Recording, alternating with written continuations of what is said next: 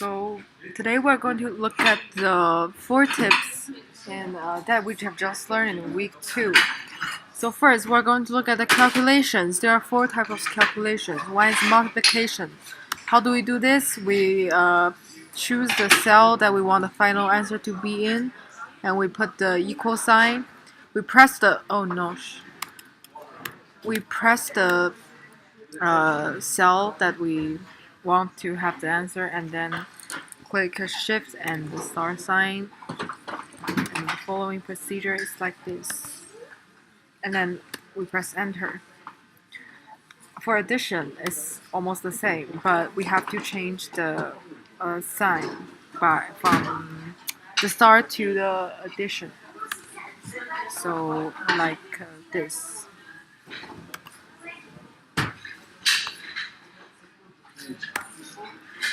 For division, it is also the same. We simply pushing the slash sign and then enter. And another little tips that we can have is the changing the decimal places by this bottom. This bottom is making it become bigger, and this one is making it smaller. So it depends on which kind of decimal places that you want. For the subtraction, it is putting the negative sign here and then enter. We got the final one. Okay, so for the cell references, there are 2 types.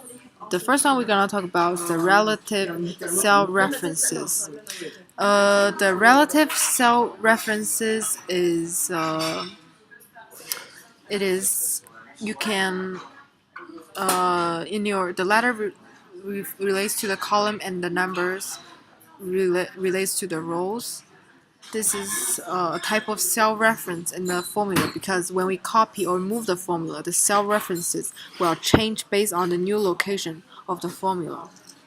For example, if we want to know the cost of these drinks, we multiply the cost and the price and the quantity, and then here we goes the cost, and then by simply dragging down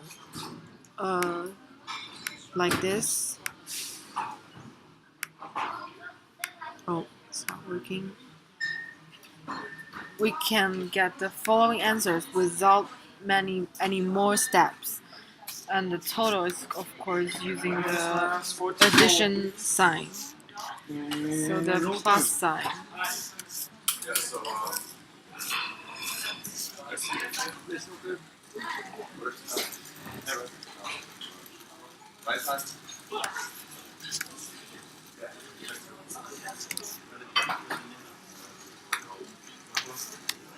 And we got the total. But for the absolute cell references, the difference is when you move a formula, it is important to make sure that formula refers to the correct cells or cell. So the cell references that is absolute do not change when a formula is copied or moved. So let's see this in action. For example, if we want to know the cell's text and that is always stay constant, does not change, we simply by multiply the revenue with the sales tax, and this time we put in the middle a dollar sign. Which can be shown by the comment T, and then now on you can see the sales tax is now the same. And for example, for the revenue, we want to calculate that again. We multiply this.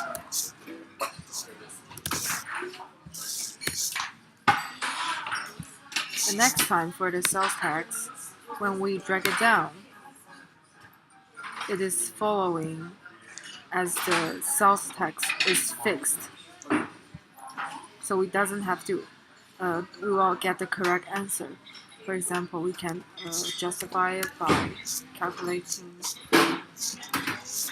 by simply multiply the revenue with the sales tax rate, and then put common D, and then that's the answer we got previously.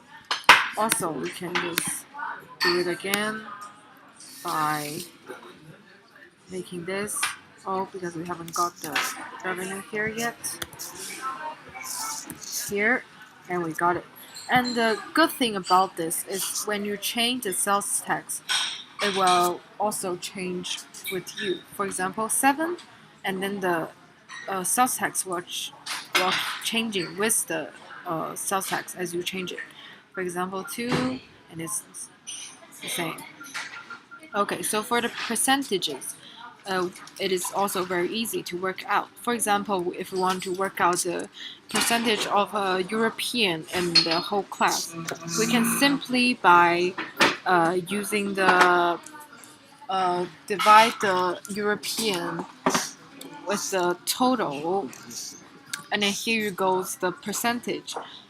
So you can do this by 2 ways. One is you put this sign, display the value of the cell as a percentage, or simply, for example, you want to know the Asian, you can use 2 divided by 15, and then you times 100. Oh, then that's not correct because we already got the percentage sign here. So we simply just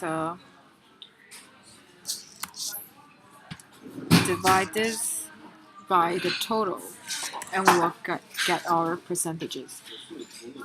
Another way I can show you is by divided the total and times 100. Here you can also get percentages, but without the percentages sign. So by putting it in one of the columns is a very useful way. So that's it for the week 2 learning outcomes. Thanks for watching.